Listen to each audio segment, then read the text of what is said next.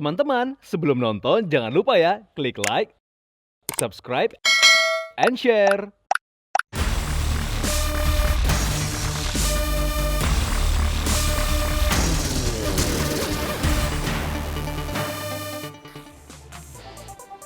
Welcome back to Daddy Lifestyle bersama aku Natasha Liotania. Dan aku Filippo Sadimas. Nah viewers, sekarang nih waktunya Philip yang ngasih informasi untuk kita. Yes, tentunya nggak kalah menarik dari informasi sebelumnya. Kita akan melihat informasi dari pemeran Si Manis Jembatan Ancol sesi 1. Kamu masih ingat?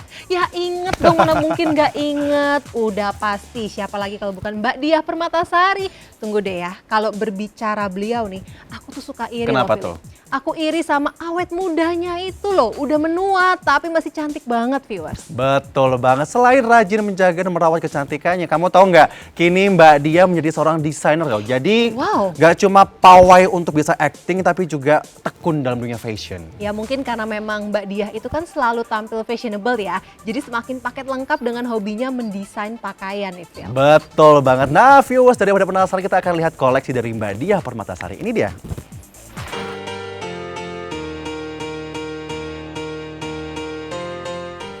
Viewers, memiliki selera fashion yang sangat baik. Diah Permatasari menjadi salah satu selebriti tanah air yang tidak pernah gagal dalam berpenampilan. Memiliki kemampuan mendesain busana, membuat pemeran Si Manis Jembatan Ancol ini menjalankan bisnis fashion dengan brand sendiri yang sudah digelutinya sejak beberapa tahun belakangan.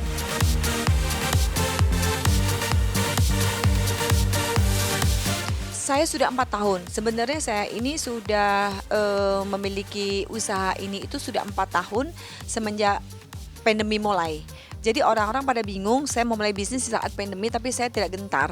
Pada saat itu saya belajar fashion.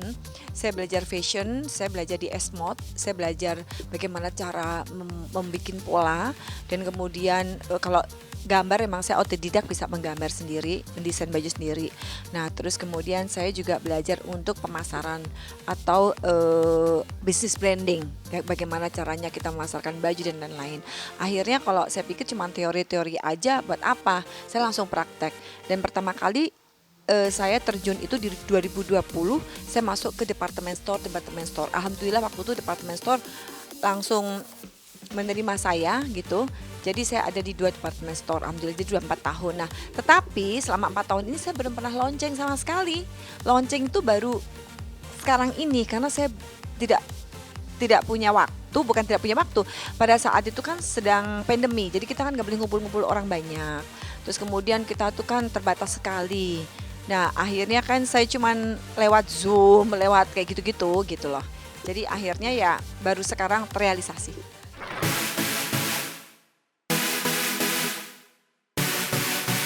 Untuk ide diakui istri dari Anton Wahyu Jatmiko ini, dirinya selalu membuat desain dengan karya dan imajinasinya sendiri. Bahkan kerap terinspirasi dari kehidupan dan kisah-kisah seputar dirinya.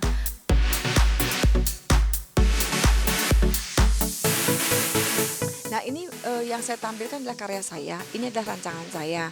Ini baju-baju lace atau brokat yang bisa dikenakan untuk di berbagai macam event. Jadi kenapa saya itu memilihnya itu adalah dengan corak brokat atau material brokat. Karena saya terinspirasi waktu kecil. Waktu kecil kan saya tinggalnya di dan saya terinspirasi dengan wanita-wanita Jawa. Jadi waktu kecil itu saya sering melihat orang tua saya, nenek saya, ibu saya mengenakan kebaya. Zaman dulu kan musimnya zaman saya masih kecil itu adalah kebaya gitu. Nah kebaya ini yang menginspirasikan saya, membuat saya mau modifikasikan supaya tampil lebih modern gitu. Dan dipakai bisa long lasting. Oh ikut tren, sangat ikut tren.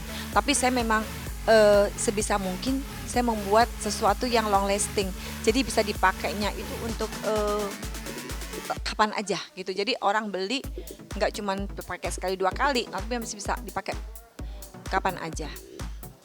Saya tidak melihat dari luar negeri. Saya benar-benar ini pure ide saya sendiri, saya modifikasikan sendiri.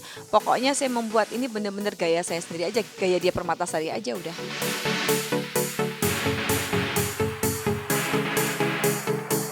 Menjalankan bisnis fashion memang terbilang susah-susah gampang, di mana dirinya harus fokus di tengah kesibukannya sebagai selebriti. Tidak hanya itu saja, perfeksionis dalam setiap karya yang dibuatnya membuat dia dikenal dengan signature dressnya yang cukup detail.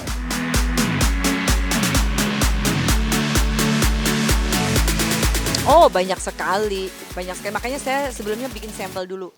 Saya bikin sampel 1-2, saya melihat ini sampai benar-benar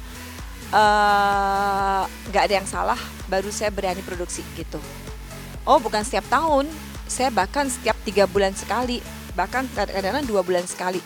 Tergantung, kadang-kadang kalau ide saya cepat juga memproduksi baru.